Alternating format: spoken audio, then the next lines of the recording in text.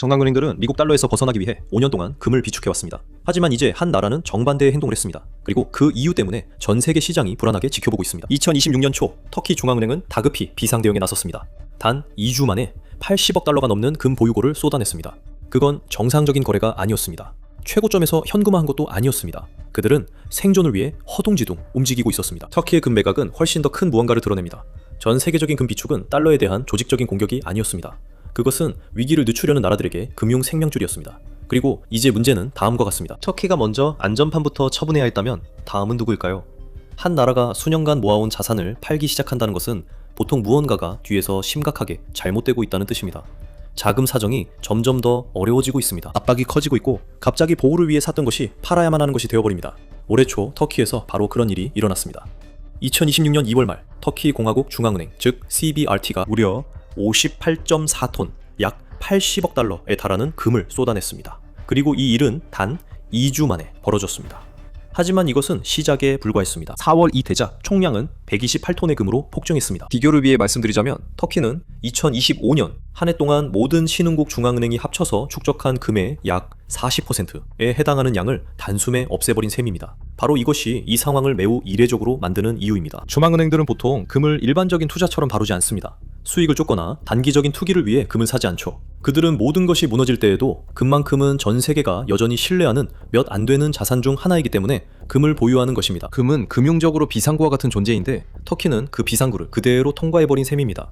그들이 원해서도 아니고 더 나은 기회를 받기 때문도 아니라 어쩔 수 없이 그렇게 한 것입니다. 그리고 그 이유는 단 한 가지, 터키 리라 때문입니다. 수년간 이 통화는 자유낙하를 거듭해왔고 한 나라의 통화가 무너지기 시작하면 걷잡을 수 없는 연쇄 반응이 일어납니다. 이유를 이해하려면 통화가 실제로 무엇을 의미하는지 알아야 합니다.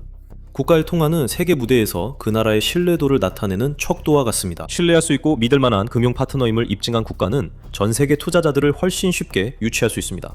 이것이 그 나라 통화의 가치를 높여줍니다. 미국 달러와 영국 파운드가 그 좋은 예입니다. 하지만 한 나라가 그 신뢰를 잃게 되면 투자자들은 물러나게 됩니다. 통화에 대한 수요가 줄어들고 그 통화의 가치는 약해지기 시작합니다. 이런 일은 보통 한 나라가 돈을 너무 많이 찍어내거나 너무 많은 부채를 지거나 정치적으로 불안정하거나 높은 인플레이션을 겪고 있을 때 발생합니다. 그리고 이것이 리라에 일어난 일입니다. 리라의 붕괴는 여러 가지 요인, 잘못된 통화정책, 과도한 인플레이션, 터키 중앙은행의 독립성 약화, 그리고 국가가 지속적으로 해결하지 못한 심각한 경제적 적자 때문이었습니다. 2020년에는 터키 리라 한 개는 미국 돈으로 약 14센트 정도였습니다. 하지만 오늘날 리라 한 개의 가치는 2센트가 조금 넘는 수준입니다. 통화의 가치는 항상 오르내리지만 터키의 경우는 일반적인 하락보다 훨씬 심각했습니다. 몇 년째 끝없이 추락해왔고 2026년에는 전례 없는 최저치에 도달했습니다. 이것은 터키 국내 경제에만 나쁜 소식이 아닙니다. 앙카라가 세계 다른 나라들과 거래를 시도할 때 큰 문제가 됩니다. 리라화가 거의 가치가 없어지면서 전 세계 다른 나라들은 이를 받아들이기를 점점 더 꺼리고 있습니다. 대신 대부분의 경우 무역 상대국들은 미국 달러로 결제받기를 원합니다. 그래서 터키는 달러를 구할 방법을 찾아야 합니다. 하지만 통화 가치가 계속 하락하면서 달러 한 장을 사는 데 드는 비용이 점점 더 비싸졌습니다. 2020년에는 달러 한 장을 사는데 약 7리라만 필요했습니다. 2026년에는 앙카라가 같은 달러 한 장을 사기 위해 거의 50리라를 내야 합니다. 시간이 지나면서 터키는 외환 보유고를 소진했습니다. 경제는 점점 더 약해졌습니다. 인플레이션이 치솟았고 이 나라는 가장 낙관적인 투자자들에게조차 점점 더 매력없는 선택지가 되었습니다. 그래도 터키는 가까스로 버틸 수 있었습니다. 하지만 그때 앙카라가 전혀 통제할 수 없는 일이 벌어졌습니다. 전 세계에 충격을 주고 전 세계 경제에 영향을 미치며 여러 나라를 심각한 경제 위기로 몰아넣은 사건이었습니다. 바로 이란에서 벌어진 전쟁이었습니다. 미국의 폭격 이후 이란은 세계 원유 공급의 약 20%가 지나가는 좁지만 중요한 해협인 호르무즈 해협을 봉쇄했습니다. 거의 즉시 유가가 급등했습니다. 모든 나라가 그 영향을 느꼈지만 가장 큰 타격을 입은 것은 에너지를 자체적으로 충분히 생산하지 못해 해외에서 석유와 가스를 사들여야 하는 순수입국들이었습니다. 터키도 그중 하나입니다. 실제로 터키는 수입 에너지에 엄청나게 의존하고 있습니다.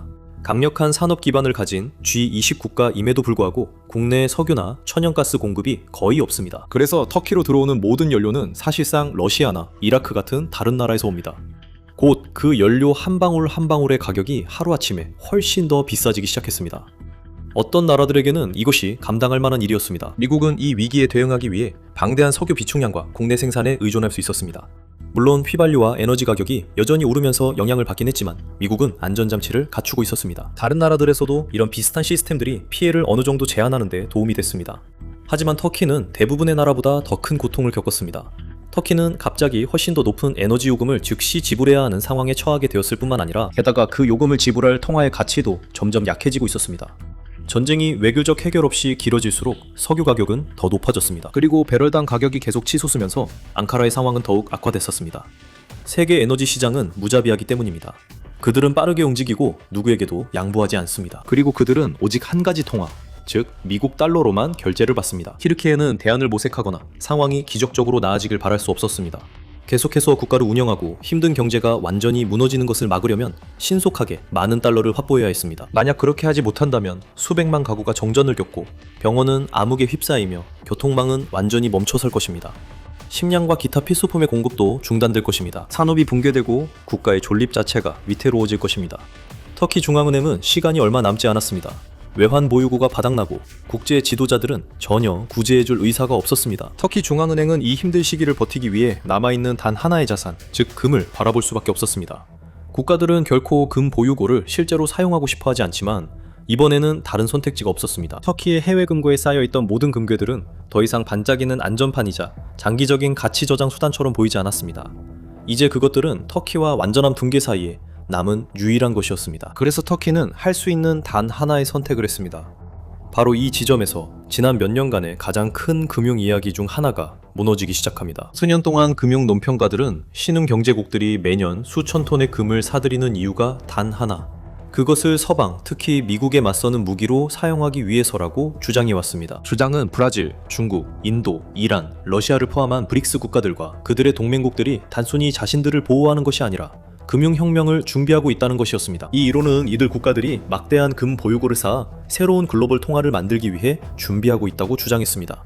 그들은 달러의 지배력을 흔들고 미국 경제를 약화시키기를 원했습니다. 결국 세계는 완전히 다른 금융 시스템으로 강제로 들어가게 될 것이라는 이야기였습니다. 달러 시대를 끝내고 새로운 세계 질서를 만들기 위한 공조된 계획, 극적인 이야기였죠. 하지만 현실은 그렇게 흘러가지 않았습니다. 브릭스 금분위 통화 이론은 실제 세계에서 벌어지고 있는 일들로 인해 무너지고 있습니다. 그리고 그 증거는 터키뿐만 아니라 우리 주변 어디에서나 볼 수 있습니다. 앙카라만 금을 팔아치운 것이 아니기 때문입니다. 터키는 점점 더 길어지고 있는 세계 강대국들의 목록에서 첫 번째 이름일 뿐입니다. 2026년 초의 자료에 따르면 브릭스 동맹국을 포함한 수많은 다른 국가들도 금 보유고의 일부를 매각하기 시작했습니다. 러시아는 2026년 첫 4개월 동안 24년 만에 기록을 깼습니다. 모스크바 중앙은행은 2005년 이후 어느 달보다도 2026년 4월에 더 많은 금 보유고를 매각했습니다. 러시아는 우크라이나와의 지속적인 전쟁으로 인해 경제 붕괴의 위기에 직면하게 되었습니다. 다른 선택지가 없다고 판단한 러시아는 보유고를 대량으로 매각했습니다. 다른 나라들도 뒤따랐고 신흥국들은 조용히 자체적인 매각을 진행하고 있습니다.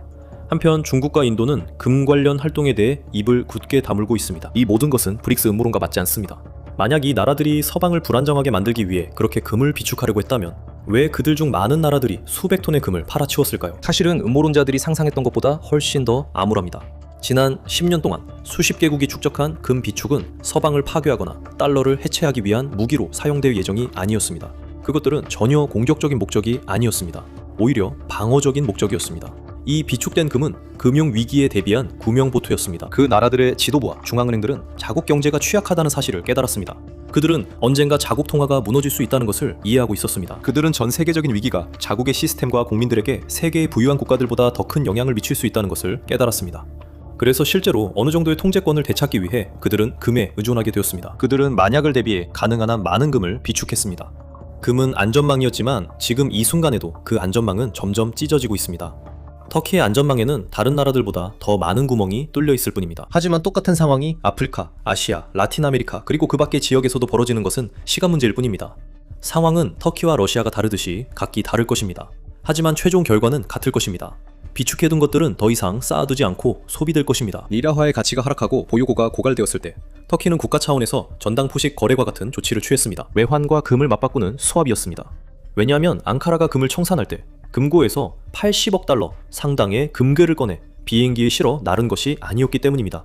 대신 사실상 자국의 금 보유고를 국제 금거래 은행들의 담보 형태로 넘긴 것이었습니다. 그 대가로 그 은행들은 수십억 달러의 미국 달러를 앙카라의 계좌로 송금했습니다. 이는 마치 사업과 투자에 돈이 묶여 있다가 갑자기 긴급한 청구서를 처리하기 위해 현금이 필요한 사람과 비슷합니다. 그들은 자산을 영구적으로 팔고 싶지 않기 때문에 고급 자동차를 고급 전당포에 가져가 담보로 맡기고 현금을 받아 나옵니다. 상황이 나아지면 돈을 갚고 자동차를 돌려받지만 그렇지 않으면 전당포가 그 차를 갖게 됩니다. 그것이 본질적으로 터키의 금 수압이 작동하는 방식입니다. 터키는 금을 되찾을 수 있을지도 모르지만 그를 위해서는 받은 수십억 달러와 이자까지 갚아야 합니다. 앙카라가 직면한 압박을 고려하면 그 금을 되찾는 것은 말처럼 쉽지 않을 수 있습니다. 하지만 어느 쪽이든 그 아이러니는 무시할 수 없습니다. 수년 동안 터키와 같은 나라들이 달러를 불안정하게 만들기 위해 금을 비축하고 있다는 이야기가 전 세계에 퍼졌습니다. 금이 미국의 금융 지배를 무너뜨리는데 도움이 될 것이라는 생각이었죠. 하지만 위기가 닥쳤을 때 터키는 결국 피하려 했던 바로 그 달러를 얻기 위해 금을 팔아야 했습니다. 이것은 세계적인 금융혁명이 아니었습니다. 이것은 단지 상황이 심각해지면 세계는 여전히 오랫동안 신뢰해온 같은 통화, 즉 미국 달러로 돌아간다는 사실을 상기시켜주는 일이었습니다. 터키에서 일어나고 있는 일은 단순한 일회성 위기가 아닙니다. 이것은 점점 더 압박을 받고 있는 세계 시스템에 대한 경고 신호입니다. 주요 G20 경제국, 이 기본적인 에너지를 감당하기 위해 가장 소중한 보유 자산을 청산할 수밖에 없었습니다. 터키는 비상시에만 사용하는 자금을 수년간 모아온 비상금까지 깨서 모두 써야 했습니다. 그것도 확장을 위한 것이 아니라 공장을 돌리고 집을 따뜻하게 유지하기 위해서였습니다. 이것은 정상적인 상황이 아닙니다. 이것은 제대로 작동하는 건전한 금융 시스템의 신호가 아닙니다. 이것은 전 세계적으로 유례없는 유동성 부족에 시달리며 바닥난 상태로 운영되고 있는 시스템의 신호입니다. 하지만 터키만이 위험 신호를 보내는 유일한 나라가 아닙니다. 에너지 가격이 계속 오르고 미국 달러가 세계 시장에서 계속해서 강한 영향력을 행사한다면 이 문제는 결코 사라지지 않을 것입니다. 이 문제는 점점 더 자주 나타나게 될 것입니다. 다른 현금이 부족한 나라들도 늘어나는 부채와 가치가 떨어지는 통화 문제에 직면해 있으며 결국 금을 팔 수밖에 없는 상황에 놓이게 될 것입니다. 이것이 바로 냉혹한 현실입니다. 2010년대 후반과 2020년대 후 대규모 금 사재기 열풍은 새로운 금융 질서로 이어지지 않았습니다. 오히려 우리를 전 세계적인 후유증으로 이끌고 있습니다. 국가부도라는 첫 번째 도미노가 이미 쓰러지기 시작했습니다. 안전망은 마지못해 그러나 적극적으로 해체되고 있습니다. 그리고 세계 경제 시스템은 빠르게 움직일 여유를 잃어가고 있습니다. 달러는 수십 년 동안 기축통화였지만 이제 각국은 대안을 찾고 있습니다. 왜 이렇게 많은 나라들이 달러를 버리고 있는지 알아보려면 이 영상을 시청해보세요. 또는 이 영상을 클릭하세요.